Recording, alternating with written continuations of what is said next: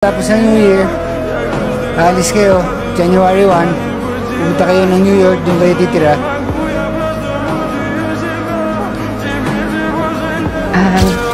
Bakit di ka na kaya sumama sa amin sa Amerika?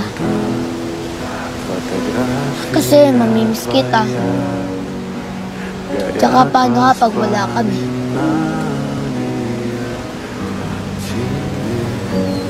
O kaya tay, sabihin niyo na po kay nanay na hindi na po ako sasama sa kanya.